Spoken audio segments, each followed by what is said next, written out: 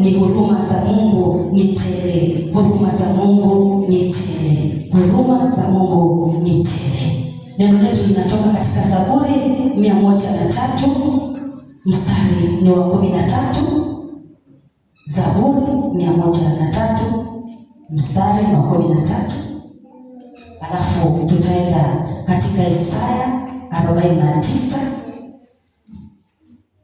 mstari wa 15 na 16. Zaburi 103 mstari wa 13.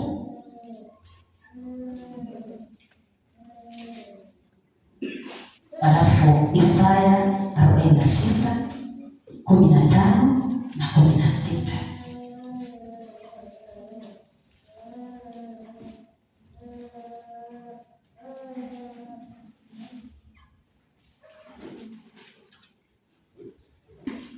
Zaburi 103 mstari wa 13. Alafu Isaya 49, 15 na 16.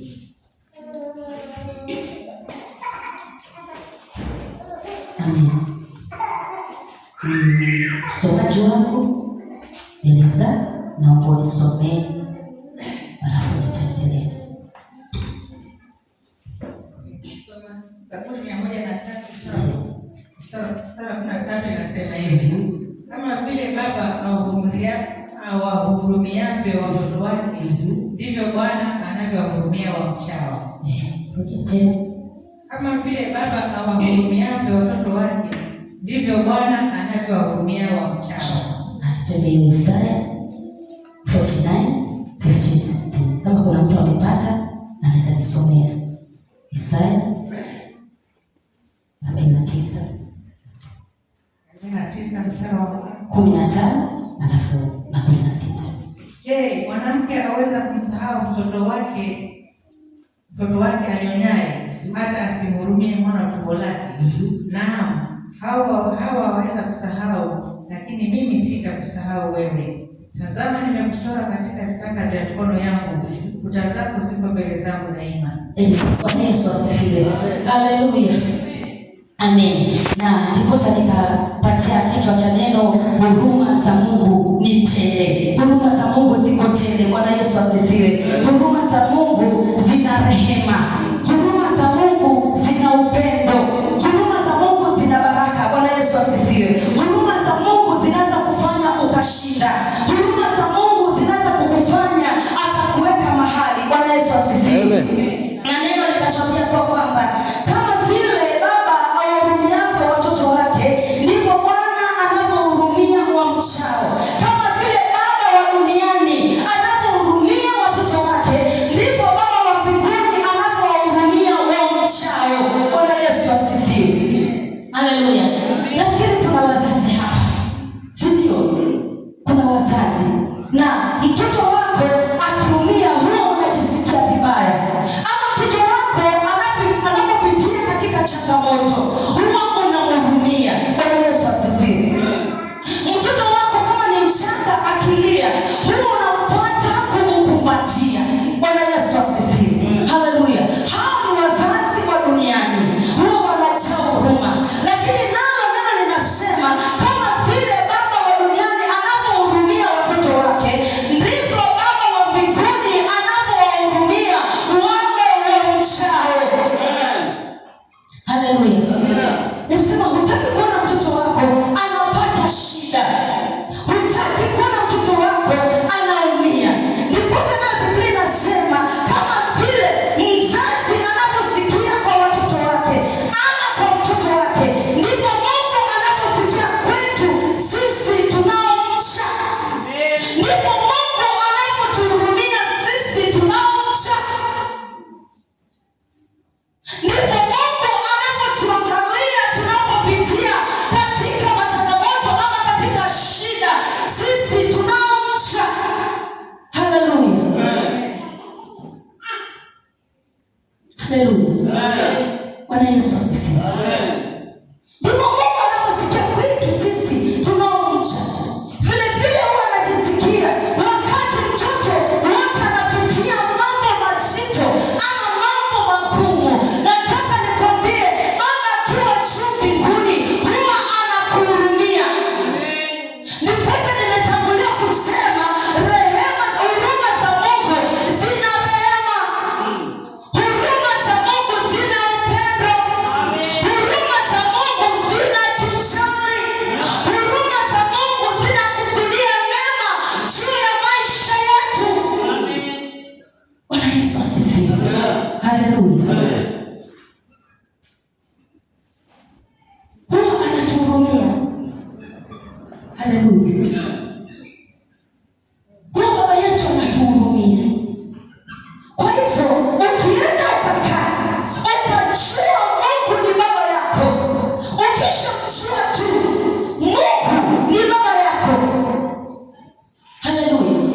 Kwa hivyo unapoomba, unaomba kwa ujasiri. Unamwitisha kwa ujasiri. Maana watoto wetu hawa duniani wanapotuma kitu shuleni, wao hawatatiki kujua tuko nazo ama hatuna. Huwa wanakuja wanatuambia, unajua mama, unajua baba, nimetuma hiki na hiki. Kwa hivyo na wao ukienda ukimjua Mungu kama mzazi, ukahusiana na Mungu kama mzazi, kuna namna hata ya kuomba kwako unakuwa na uhakika nako. Bwana Yesu asifiwe. Ukaenda ukajua, ukawa na mahusiano, kuna namna mahusiano yako wewe na yeye yanakuwa ya uhakika na ya karibu zaidi. Bwana Yesu asifiwe. Mahusiano yako wewe na Mungu yanakuwa ya ukaribu zaidi. Haleluya. Kwa sababu gani? Kwa sababu unaangalia jinsi anavyohurumia watoto wake, anaangalia jinsi anavyowawazia watoto wake mema. Bwana Yesu asifiwe. Haleluya. Na ndivyo hivyo wazazi wa dunia tulivyo. Wakati unapolea hawa watoto wako, hakuna mzazi anawazia mtoto wake mabaya, anawaziaga watoto wake mambo mema. Atasoma, atamaliza, atakuwa na kazi, hata saa ingine ndani ya moyo, kulingana na vile unavyomwona mtoto anavyokuwa. Unaona pengine huyu ni mwalimu, huyu ni daktari, huyu ni mfanyabiashara. Sasa ndani ya moyo unaanza kumwazia mema. Ndivyo hivyo na Baba yetu wa mbinguni anapotutazama, anatuwazia mema. Kama Baba duniani anapowazia watoto wake mema, hata Mungu wa mbinguni anatuwazia mema. Haleluya. Amen. Bwana Yesu asifiwe. Haleluya. Kama vile unavyoendelea kuweka mipango mizuri kwa ajili ya watoto wako, ndivyo hivyo na Mungu anavyoendelea kupanga mipango mizuri kwa ajili yako. Bwana Yesu asifiwe. Na ndio maana Biblia inasema ndivyo Mungu alivyo kwa wale wamchao, kwa wale wanaomwabudu. Kuna mahali nikawa nasoma Zaburi nasema siri za Mungu ziko na wale wamchao. Kwa hivyo wale wamchao wana thamani kubwa mbele za Mungu. Bwana Yesu asifiwe. Wale wamchao Mungu huwa anawahurumia wanapopitia changamoto, wanapopitia matatizo, wanapopitia shida. Mungu anawaangalia, anawaonea huruma. Bwana Yesu asifiwe. Kwa wale wamchao. Bwana Yesu asifiwe. Haleluya.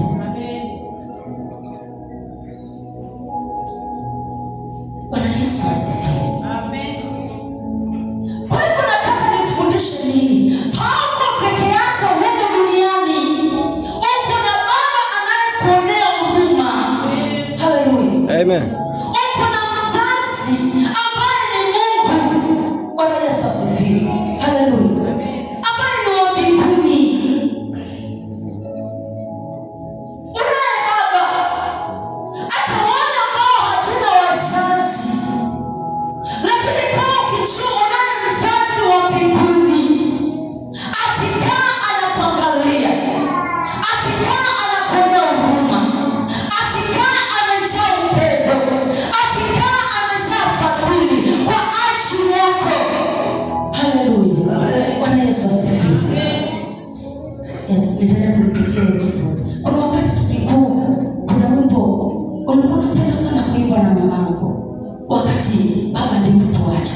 Tuliacha tukiwa wadogo sisi. Mama ametulea, hakika mama ametulea, hakika mama ametulea. Bwana Yesu asifiwe. Tuliacha kwanza sisi watoto wa nyuma, tuliacha tukiwa wadogo. Sasa kuna wakati ningekaa naona mamangu amekaa, alafu naona kama kauzuni kanaingia, alafu alikuwa anapenda kuimba wimbo mmoja, niangalie Bwana, niangalie, niangalie Bwana, nihurumie. Mama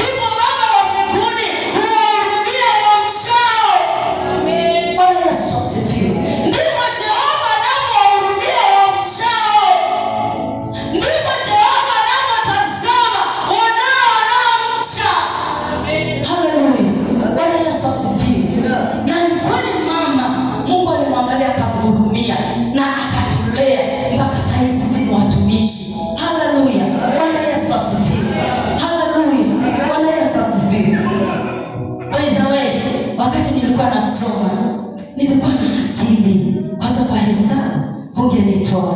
Alafu tukawa tumeachwa na ndugu yangu ambaye ni mkubwa wangu, alikuwa anamaliza darasa la 8 na mimi nikawa niko nyuma yake. Sasa baba alipoenda, mama ikabidi, wakati tukiwa ameingia form 1, ikabidi mama, nilipita vizuri, nilipomba Mwangeka, nilipita vizuri. Bwana Yesu asifiwe. So mama akaniambia, itabidi wewe ukae umwache ndugu yako afanye nini? Asome.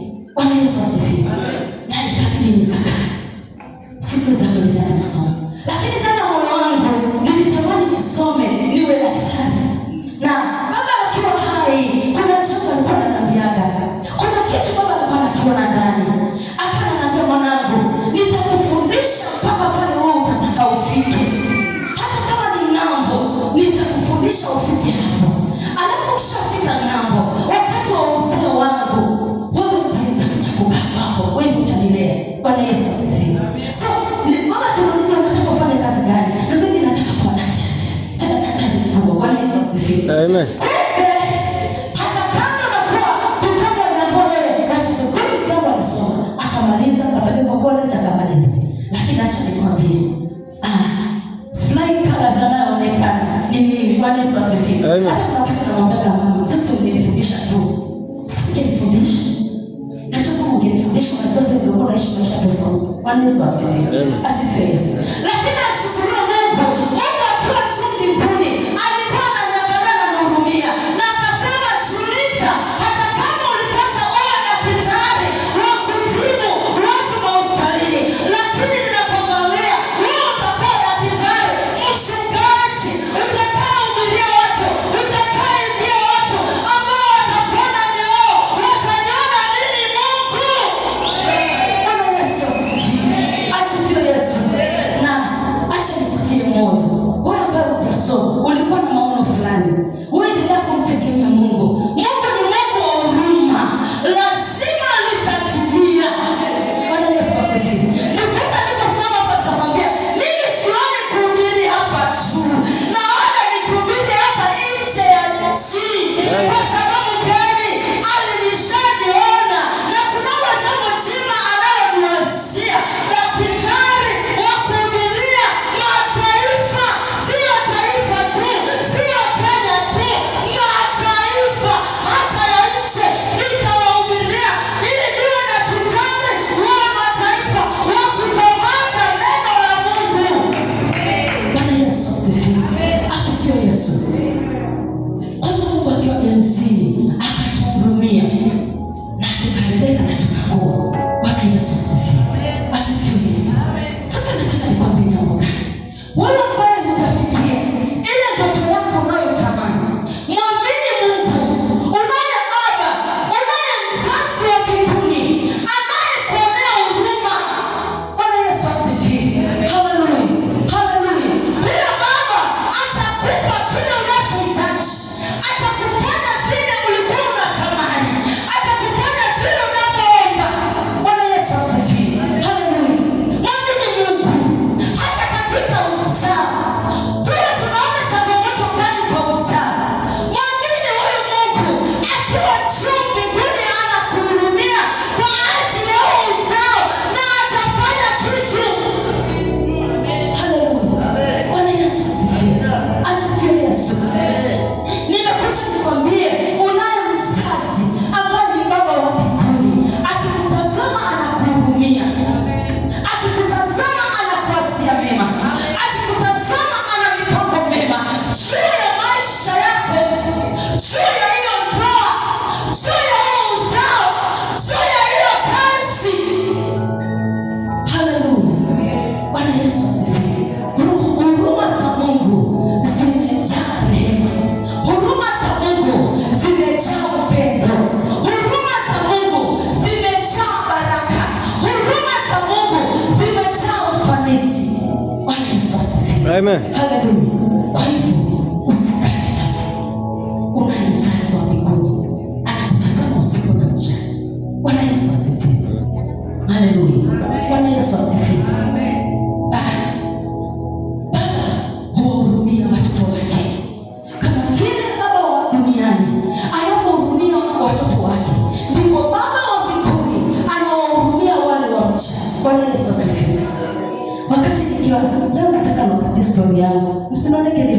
sikuwa mpole hivyo. Wakati nilikuwa standard 4. Bwana Yesu asifiwe. Sikulikuwa na PE. Sitiwe, kulikuwa na PE. Na nilikuwa napenda PE. Bwana Yesu asifiwe. Nataka nikuonyeshe vile baba huwa ana huruma. So nilikuwa napenda ile somersault. Alafu nilikuwa na mwili mkavu mdogo. Sasa nilikuwa napenda somersault. Yaani hiyo PE nilikuwa naifanya. Hata tulikuwa tukienda kushindana, ninashinda. Bwana Yesu asifiwe. Sasa siku moja nikawa nafanya hiyo somersault uwanjani. Singine choni natolewa kule kufanya hizo mazoezi. Sasa nikawa nafanya ile somersault. So nilikuwa nazunguka. Yaani kuna round nitazunguka ndio niende nilio. Bwana Yesu asifiwe. Ndio niende nisimame. Bwana Yesu asifiwe. Sasa tukadi Mungu atanipa mtoto kama huyo. Bwana Yesu asifiwe. Nipiga. Bwana nipitia. Sasa siku moja nikaanza kufanya hiyo somersault. Nikafanya ya kwanza na shangiliwa. Bwana Yesu asifiwe. Nikaongeza raundi zingine za kuzunguka. Naye adui ni nani jamani? Badala ya kwenda kusimama mimi niligonga na kichwa. Hapo nikafint. Wazazi walimu wakajaribu kunifanyia huduma ya kwanza. Haikuwezekana. Bwana Yesu asifiwe. Amen. Baba sijui aliambiwa na nani. Mtu wa kwanza kumwona, yaani ile kuja kuamuka katika ufahamu, nilikuta ni baba yuko karibu. Bwana Yesu asifiwe. Amen. Haleluya. Amen. Nikatafile nilio, jamani zamani kulikuwa na wachera wengine mbaya. Na ingekuwa sasa labda mtu angekuwa anazimia. Bwana Yesu asifiwe. Sijui kama mshaiona. Watoto mshaiona. Machera ingine nafunga ilikuwa miti miwili, alafu shiti, alafu unaingia hapo kale. Ndio. Unakaa hivi hapa. Sasa unaenda hata kama ni mtu akata roho, sana kata roho. Sio? Asiposika Mungu sana kata roho. Haleluya. Nikabeba na hiyo machera. Nikapelekwa Yesu. Acha nikwambie. Baba yeye alikuwa ananiangalia. Mimi baba alinipenda. Wapenda baba alinipenda. Asifiwe na baba anapenda watoto wa kike. Bwana Yesu asifiwe. Baba alikuwa anakuja kuniangalia. Nikapeleka na machana mpaka Yesu. Nikalazwa Yesu. Nilikaa Yesu mpendwa. Ilibidi nikarudia darasa la 4 kwa sababu mwaka sikusoma. Nilikaa wania Yesu. Shiko haiwezi kugeuka. Bwana Yesu asifiwe. Nikakaa Yesu ikashindikana, nikaletwa hapa nilio Moi. Bwana Yesu asifiwe. Nikaja kutibiwa hapa Moi. Lakini tena hivyo mzee wote mtaona tu akija. Na tena nikibabangu angeachwa aje. Bwana Yesu asifiwe. Lakini Mungu ana sababu. Ninaye baba mbinguni, nitamfanyia kila ambacho nilikuwa nifanyia baba duniani. Na nitamfanyia zaidi. Bwana Yesu asifiwe.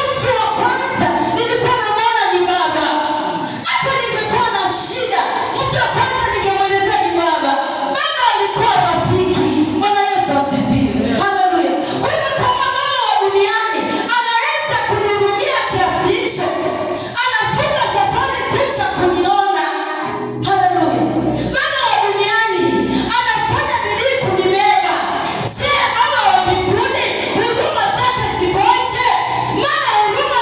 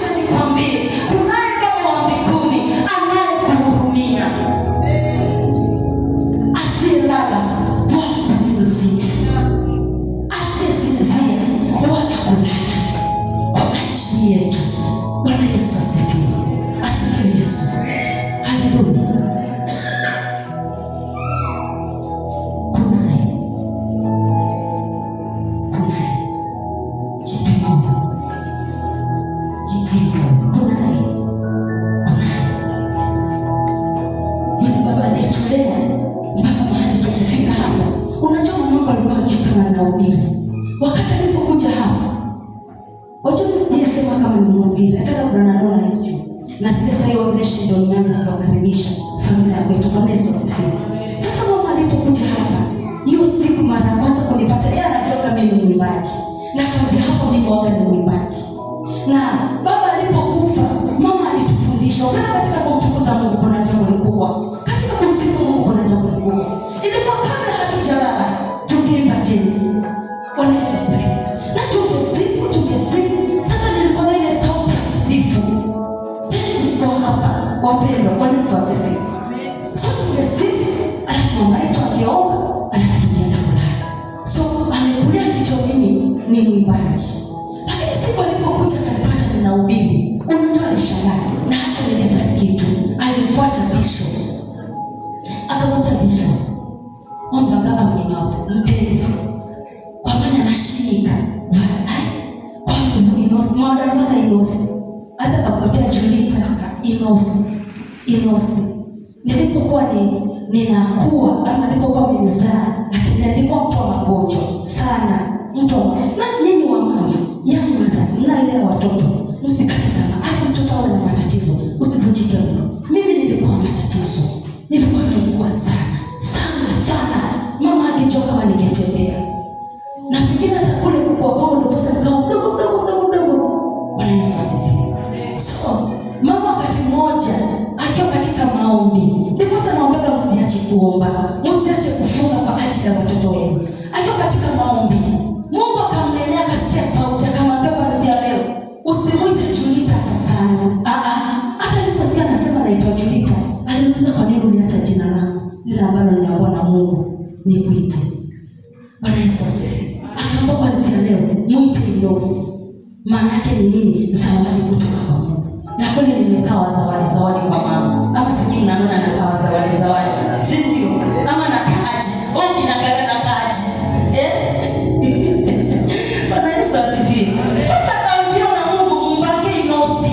Manosi na Mungu. Zawadi kutoka kwa Mungu. Bwana Yesu asifiwe. Haleluya. Bwana Yesu asifiwe. Sasa mama akatulea kwa neema ya kuomba.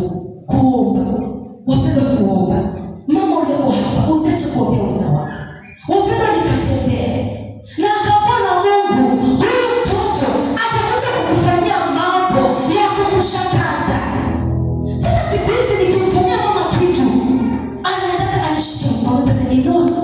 Kwa hiyo naamini Mungu hasemi uongo. Mungu hanenaki uongo. Mlungunezi na kuchangonyeza malaho kama shiniko. Na kocha kawa mashiniko.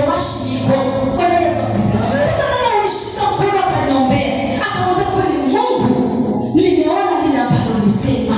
Nimeona lile ambalo uliniahidi. Bwana Yesu asifiwe. So nataka nikutie moyo. Wewe ambaye uko hapa, kama kuna kitu Mungu alikuahidi, iwe ni kwa maisha yako, iwe ni kwa nyumba yako, iwe ni kwa ndoa yako, iwe ni kwa uzao wako, lazima Mungu atatenda. Kama alimtendea Bibi Mkakina kwa ajili ya Inosi, hata na wewe atakutendea. Kwa sababu gani? Mungu yule anayeabudiwa na Bibi Mkakina ndio yule Mungu unayemwabudu. Ndio huyo Mungu anayenena na wewe. Haleluya. Bwana Yesu asifiwe. Asifiwe Yesu. Haleluya. Mungu ni wa huruma. Huwahurumia watu wake. Huwahurumia. Bwana Yesu asifiwe.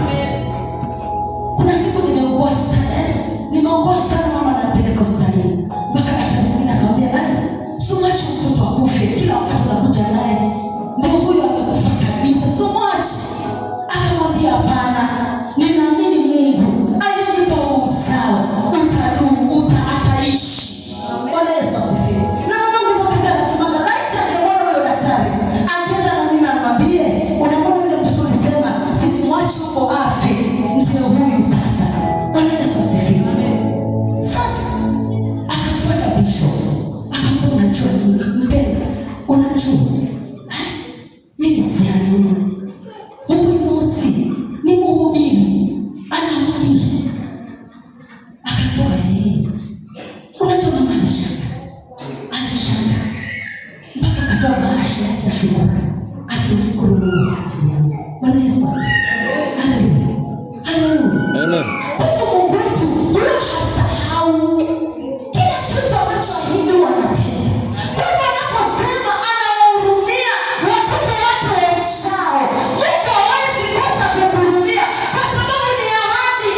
Yeye mwenyewe ndiye anayesema, kama vile Baba wa duniani anavyohurumia watoto wake, ndivyo Bwana anavyowahurumia wale wamchao. Ni nini kinakufanya usiwe na ujasiri wewe unayemcha Mungu? Ni nini kinakufanya ukate tamaa wewe unayemcha Mungu? Na anasema wale wamchao anawahurumia. Yeye mwenyewe ndiye anayesema, na halitumi neno lake likamrudia bure, wala hasemi uongo. Bwana Yesu asifiwe. Amen. Baba wa mbinguni anawahurumia. Haleluya. Bwana Yesu asifiwe. Asifiwe.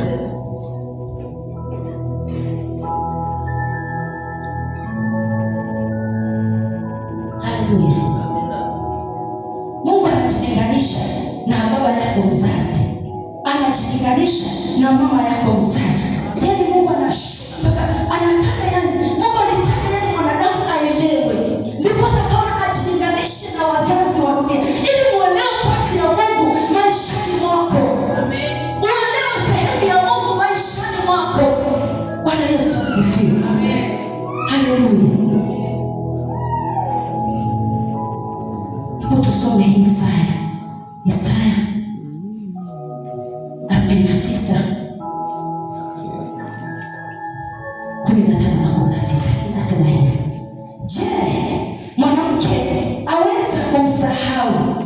Anauliza, je, mwanamke anaweza kumsahau mtoto wake anyonyaye hata asimhurumie? Huyu ni Mungu anauliza, hata asimhurumie mwana wa tumbo lake? Anauliza swali, lakini anarudi anasema, hata kama naam, hao wanaweza kukusahau, lakini mimi Mungu sitakusahau wewe. Bwana Yesu asifiwe. Haleluya. Haleluya. Je, mwanamke aweza kumsahau mtoto wake anyonyaye hata asimhurumie mwana wa tumbo lake? Je, mwanamke anaweza kumsahau mtoto wake anyonyaye hata asimhurumie mtoto wa tumbo lake? Anaweza? Wamama mlio na watoto wachanga mnayenyonyesha, mtoto aweza kumsahau kale mtoto wake anyonyaye? Mama aliye na mtoto mchanga,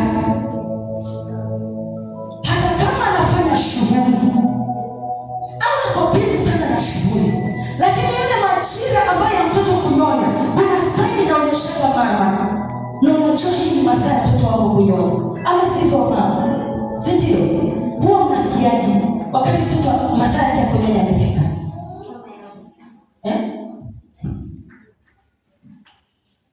Mama, mmesahau?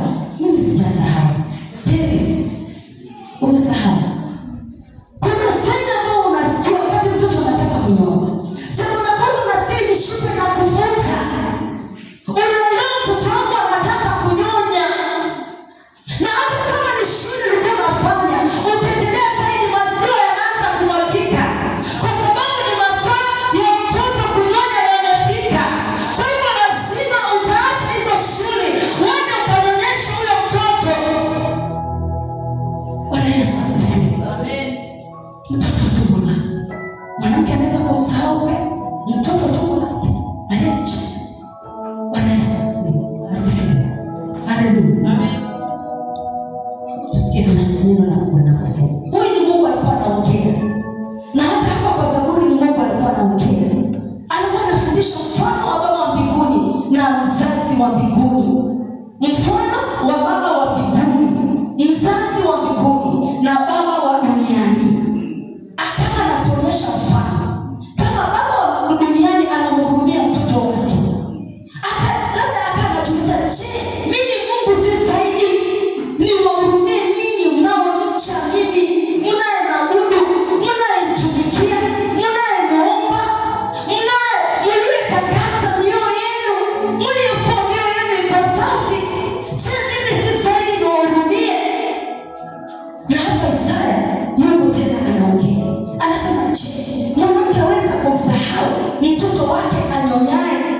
na ni kweli, hata asimhurumie mwana wa tumbo lake.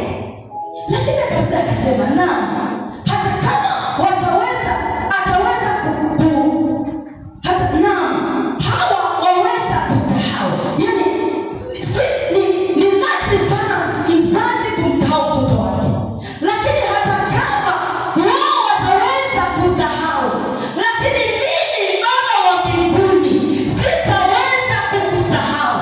Maanake yani mimi mzazi wa mbinguni, Baba wa duniani, mzazi wa duniani pengine anaweza kukusahau, lakini mimi Baba wa mbinguni sitaweza kukusahau. Bwana Yesu asifiwe. Pointi ya kwanza, Mungu anawahurumia watoto wake. Ya pili utakayoandika, Mungu hawezi kukusahau. Hata kama kuna watu watainuka, mulipanga mambo fulani maishani, wao wakakusahau, lakini Mungu hataweza kukusahau, hataweza kukuacha, kwa sababu ni mzazi wa mbinguni, anakuhurumia. Haleluya, haleluya, haleluya. Bwana Yesu asifiwe. Mungu hataweza kukusahau, hawezi. Bwana Yesu asifiwe. Mungu hawezi kukusahau, hawezi kumsahau amchaye.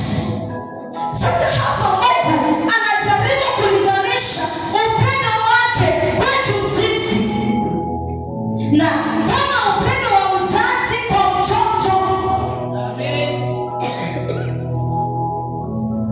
Mungu anajaribu kulinganisha upendo.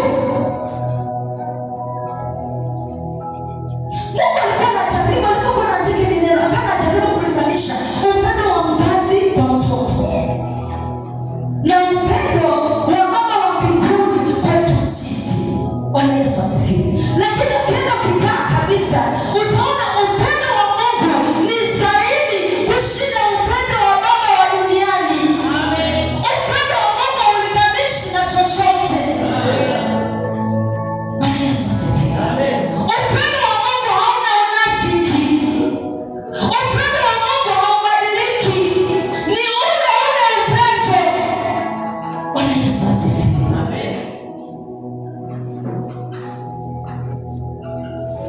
Upendo wa Mungu haufikii wa mzazi wa duniani. Upendo wa Mungu uko peke yake. Bwana Yesu asifiwe. Haleluya.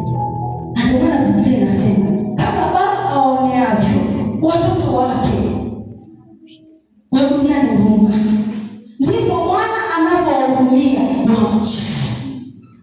Nimesema point namba 2, Mungu hawezi kukusahau. Bwana Yesu asifiwe. Mungu hawezi kukusahau. Maana upendo wake ni wa tofauti. Upendo wake ni kamili. Upendo wake hauna chuki. Upendo wake hauna kinyongo. Upendo wake sio mtu anaweza kuambia ninakupenda, tuko pamoja, lakini ndani ya moyo hakuna upendo. Upendo wa Mungu ni tofauti. Bwana Yesu asifiwe. Asifiwe Yesu. Kwa hivyo Mungu hawezi kukusahau. Yeye Mungu hataweza kusahau watu wake. Huruma za Mungu ziko kwa wale wamchao, kwa wale wanaomjua, kwa wale wanaomtegemea. Mtegemee Mungu, mche Mungu, mwishoni Mungu, usimwache. Haleluya. Bwana Yesu asifiwe. Wakati mwingine maombi yanaonekana kama yanachelewa kujibiwa, lakini usione Mungu amechelewa kukujibu. Amesema hawezi kutusahau, hawezi sahau maombi unayomwomba, hawezi. Bwana Yesu asifiwe. Unakaa unaomba kitu fulani na unaona kimechelewa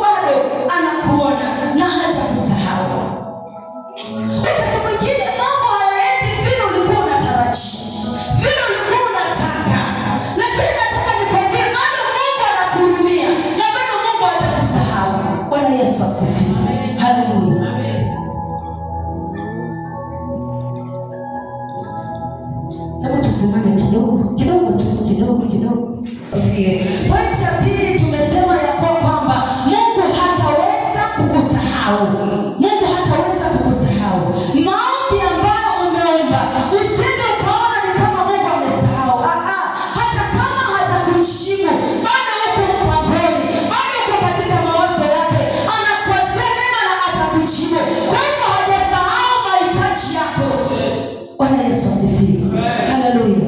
Pointi ya 3, uko katika mikono ya Mungu. Uko katika mikono ya Mungu. Amekuchuna kwenye viganja vya mikono yake. Amen. Bwana Yesu asifiwe. Haleluya. Ni kama uko katika viganja vya mikono ya Mungu. Acha nitoe mfano. Ninapoingia kanisani, hizi karatasi lazima nizione. Bwana Yesu asifiwe. Kila wakati ninapoingia lazima nizione. Send money to this and this and this. Gladys Mwaki. Sio? Bwana Yesu asifiwe. Haleluya. Bwana Yesu asifiwe. Lazima nizione. Kwa hivyo kama Mungu amekuchora katika viganja vya mikono yake, kila wakati anaona dadangu Grace. Kila wakati anaona Kahindi. Kila wakati anaona Rosi Dalia. Kwa sababu gani? Tumechora katika viganja vya mikono yake. Kwa hivyo tuko katika mikono ya Mungu. Haleluya. Bwana Yesu asifiwe. Amen. Haleluya. Haleluya. Acha nisome hiyo 16 usikie vile inavyosema. Inasema hivi: tazama, nimekuchora katika vitanga vya mikono yangu. Kuta zako ziko mbele zangu daima. Tazama mimi Mungu, huyu ni Mungu anayenena. Tazama mimi Mungu, wewe mwanangu Kristo, nimekuchora katika viganja vya mikono yangu. Kuta zako ziko mbele zangu daima. Amen. Haleluya. Haleluya. Yesu asifiwe. Amen. Umechora katika viganja vya mikono ya Mungu. Inamaanishaje? Wewe ni wa thamani mbele za Mungu. Wewe ni wa thamani, una thamani. Mungu atakuchora katika viganja vya mikono yake. Kama una thamani, unaye thamani mbele za Mungu. Kwa hivyo isifike mahali ukajidharau. Amekuchora katika viganja vya mikono yake, na kuta zako ziko mbele zake daima. Amen. Bwana Yesu asifiwe. Haleluya. Haleluya. Haleluya. Bwana Yesu asifiwe. Amen. Wewe ni wa thamani mbele za Mungu. Anakukumbuka kila wakati. Kitu unachokichora, kila wakati Mungu ataangalia mikono yake, anakuona. Kwa hivyo Mungu anakukumbuka kila wakati, na mahitaji yako anakukumbuka. Bwana Yesu asifiwe. Haleluya. Anakukumbuka kila wakati. Ingine, anakulinda kila wakati. Kitu cha thamani huwa kinalindwa. Kwa hivyo kama Mungu amekuchora katika viganja vya mikono yake, wewe ni wa thamani. Kwa hivyo kitu cha thamani huwa kinalindwa. Kwa hivyo wewe unalindwa kila wakati. Sijui kuna mtu ananielewa. Amen. Haleluya. Haleluya. Haleluya. Haleluya. Sijui kama kuna mtu ananipata. Umechora katika viganja vya mikono ya Mungu. Kwa hivyo wewe ni wa thamani, na chochote cha thamani huwa kinalindwa. Amen. Hata wewe kitu kilichoko cha thamani nyumbani mwako huwa unakilinda wakati wote. Kwa hivyo chochote cha thamani kinalindwa. Kwa hivyo Mungu anakulinda kila wakati, iwe asubuhi, iwe mchana, iwe jioni, iwe usiku. Mungu anakulinda. Haleluya. Amen. Bwana Yesu asifiwe. Haleluya. Na tabiri, ana mipango mwema kwa maisha yako. Bwana Yesu asifiwe. Amen. Haleluya. Haleluya. Ana mipango mema kwa maisha yako. Uko mbele zake kila wakati. Kuta zako ziko mbele zangu kila wakati. Bwana Yesu asifiwe. Amen. Uko mbele zake kila wakati. Anakuwazia mema kila wakati. Ana mipango mema kila wakati. Kwa masomo yako ana mipango mema. Kwa maisha yako ana mipango mema. Vile utaishi ana mipango mema. Anakuwazia mema. Kwa sababu gani? Yeye ni baba huwahurumia watoto wake wa mwisho. Haleluya. Bwana Yesu asifiwe. Amen. Haleluya. Kama vile baba awahurumiavyo watoto wake, ndivyo Bwana anavyowahurumia wamchao. Amen. Usikate tamaa kwa sababu ya hali unayopitia. Usivunjike moyo. Mungu hatakusahau. Mungu hatakuacha. Mungu hatalala wala kusinzia kwa ajili